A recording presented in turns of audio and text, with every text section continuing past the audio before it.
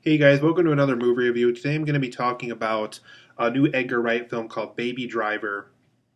And in this movie, you guys, Edgar Wright has done many great films before. He did the Cornetto trilogy, which consists of Hot Fuzz, Shaun of the Dead, and The World's End. A film that he worked on that I really liked was called Scott Pilgrim versus the World, and I really like those graphic novels also. He also co-wrote The Adventures of Tintin for Steven Spielberg, which is another film that I really enjoyed that he didn't direct, but he did happen to help co-write that movie. But in Baby Driver, you guys, it's a new comedy heist film from Edgar Wright, and it's about a young getaway driver for bank robberies. And he's always hired to help these bank robbers get away from the crime scene. He's extremely good at it. He can outrun the cops. He can outrun traffic. He can blend in with traffic. He can do almost anything you want in all these heist situations. So this character played by Kevin Spacey is constantly hiring him for all these heist jobs. But it's getting to the point where this character's name is Baby, and he's played by Ansel Elgort, if I could pronounce his name correctly. And he's done enough of these heists at this point where he's just kind of really sick of doing them. He just kind of wants to do his own thing. He wants to move on. He's living with a foster father who's handicapped, and they have to communicate through sign language, and they basically have their own little form of communication when they're living together and so forth. So he's trying to get out of this whole bank heist job. He just wants to move on to other things. He moves on to a pizza delivery job with his foster father is happier with. I don't want to get into too much detail about his parents because you do learn about his backstory and why he is listening to music all the time during these heist situations and so forth with his iPod. But Baby's life starts to, because that is his name. His name is Baby. And his life kind of starts to turn around and he wants to make a change for his life when he meets a girl named Deborah who works for a diner. And the reason why he's so attracted to Deborah when he goes to this diner every once in a while is that she's a really good singer. Since he's so big on music, he's just really attracted to her voice. They like talking music. It's almost to the point where whenever he goes to this diner, they're more talking about music than they are, about him ordering food or ordering a certain coffee. It's more so about kind of the two of them catching up and really trying to figure out what good music is, what are some songs that one of them might know about that the other one might not know about, and so forth. So after a while, they kind of have a romantic fling with each other, and Baby really wants to pursue a relationship with this girl. But in the meantime, Kevin Spacey is trying to get him to do more heists, and Baby really doesn't want to do these anymore. He just wants to be done with it once and for all. But he does go through with about one or two more, yeah, I would say about two more of these heist situations.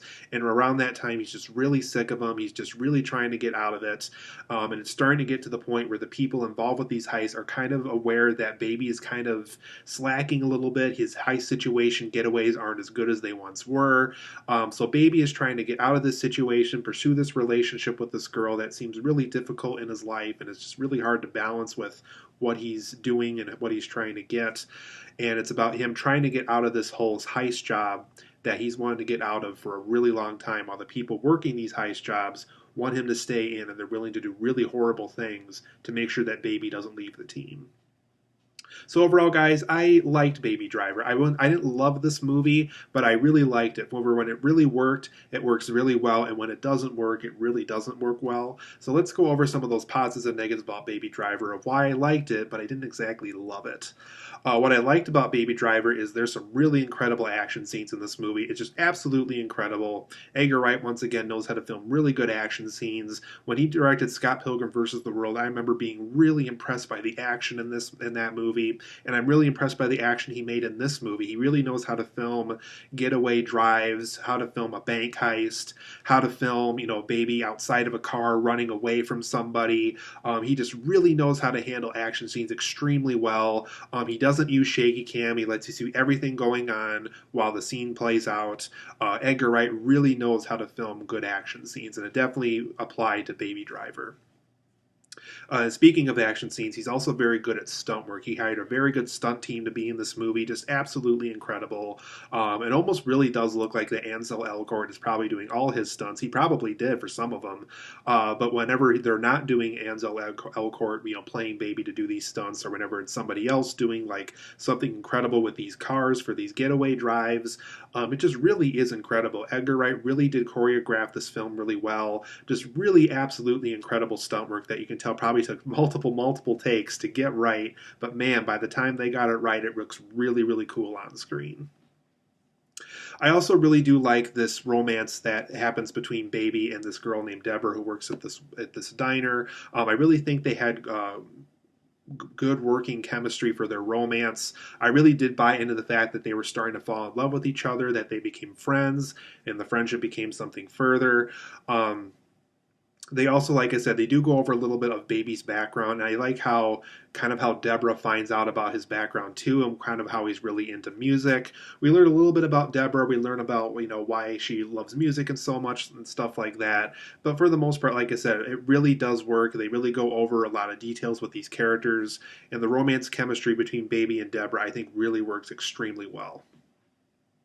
I also like the musical score in this film, and it also is kind of a character in and of itself in this movie. It's very involving. The score and the songs very much are about the very present scene that's going on. It's just very involving. It makes you kind of listen to the lyrics to kind of see if you can catch on to what might happen next in the scene and so forth. So I like the use of musical score where not only is it very appropriate for this movie, it also adds an element and a layer to the storytelling for this movie as well.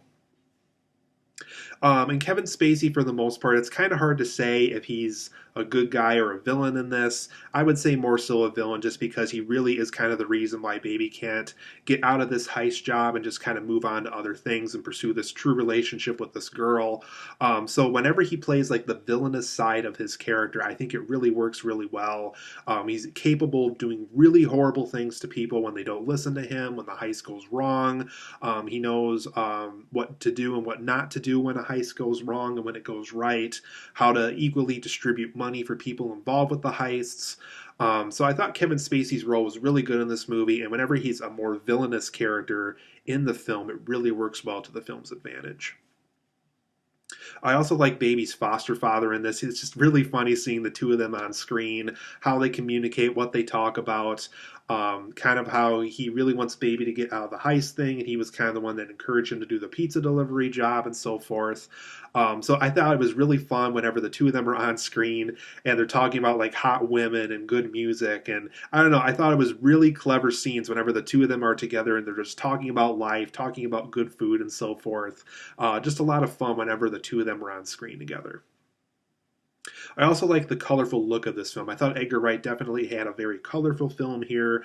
He definitely avoided the gloomy, drapey Batman versus Superman dark look. I'm glad that Baby Driver avoided that because I really like the very colorful look this film has. The red cars, the bright cities, the bright trees, the colorful diner. I really like the use of color in this film, and Edgar Wright, whether it was him or his color timer, really handled this very well in this movie. Now, for my negatives, I do think the pacing in this film is really inconsistent. At one point, it's extremely fast and it's very fast moving, and the action scenes go really fast and they just fly right by you. And in the next part of the movie, there's just really, really slow and just really slow moving, and it's just you really want it to go faster at sometimes, and then it gets fast again, and then it gets slow again, and then it gets fast again, and then it gets slow again. It's a very inconsistently paced movie, and unfortunately, it does kind of wear the film down a little bit. I also don't like how Baby Driver kind of felt like a live action cartoon. There's just so many scenes in this movie that look like something that came out of a cartoon show and not something out of reality. There's just so many things you could do until a heist becomes just too unbelievable and too staged. It just had a very Furious 7 look to it at times, just kind of like people are invincible and their car crashes are just beyond imagination and so forth. I don't know. There's just a lot of scenes in this movie that feel like a live action cartoon, and I don't know if Baby Driver really needed to be that film or not. There's also some last minute character motivations, and there's one for one character specifically I thought that really kind of ruined what his character was about by the third act. So I really can't explain this one too much, but for those who see the film and kind of see when a lot of things are going down and Baby's kind of in this really rough situation he's trying to get out of, there's a character that switches motivations that at like a 2 minute mark at one point in the movie, and it just completely ruins everything that happened before for this character. It just kind of ruined the beautiful villainous side of this character that was so established throughout the movie, and by a split second near the end of the movie, he's this random good guy that just kind of ruins what his character was once about. I also thought Jamie Foxx's character was kind of annoying in this movie. And don't get me wrong, I love Jamie Foxx, I love Ray, I loved uh, Dreamgirls and all these other films. You know, Django Unchained is really good too. I think he's a very good actor, and I think he can play really interesting characters. Unfortunately, the character he played in this film was just kind of annoying. He just kind of killed off people for no reason, and I don't know. I just really could not get into his character very much. I just didn't really think he was that interesting. I also thought some of the heist setups before, like, don't get me wrong, when it's an actual heist situation that's exciting and fun to watch, but some of the heist setups just feel very typical. It's just, here's what we're going to do, here's the chalkboard drawing. It just felt kind of uninteresting. But I like scenes where it's Baby kind of listening to music and you don't hear what's going on, but the second he takes his earbuds out and Kevin Spacey wants him to explain to everybody what the heist situation is, and he basically said everything that Kevin Spacey said that we assume that he said. There's scenes like that I think really work in this movie, but there's a lot of scenes where they avoid doing that. You actually hear what's going on, and it just kind of ruined that earlier effect of something really clever. It just kind of tosses it out the window and goes the generic route, and that's really too bad. I think that's really uninteresting for a heist setup. There's also a lot of scenes in this movie that do drag on very, very long. There's one scene in particular that I can't get into too much detail on, but it's regarding a like kind of like an arms deal gone wrong. It's not really about money, but it was about like weapons and so forth. There's one part in that I thought really, really dragged and just really wore the film down. It just goes back to certain scenes feeling really paced incorrectly. So once again, the pacing in this film is really not very good. This is just one of many scenes I thought that dragged on for a really, really long time, and it really didn't know what it was doing in that scene. And I also thought this film had a very hard time finding an ending. And this isn't the first time Edgar Wright's done this. I thought The World's End struggled with this too. He has a hard time wrapping up his movies sometimes. I think he knows what he wants. He knows what film he's making. But I feel like for some odd reason, Edgar Wright sometimes likes to introduce new ideas in the third act. And I don't think that's a good idea when you're trying to wrap up your story. I just feel like it's one of those movies where there was about 2 or 3 different times that I thought it could have properly wrapped itself up, but it keeps going and it keeps going and it keeps going and it keeps going through all these scenes that I really didn't need. And by the time it does wrap itself up, I'm just like, oh, it could have wrapped up 15 minutes earlier. And I don't know. There's something about the ending of this film that it either felt too long or I felt like they ended it at the wrong time on its timeline. I don't know. The way they ended this movie I thought was really unusual. But overall, I'm going to give Baby Driver an 8.5 out of 10.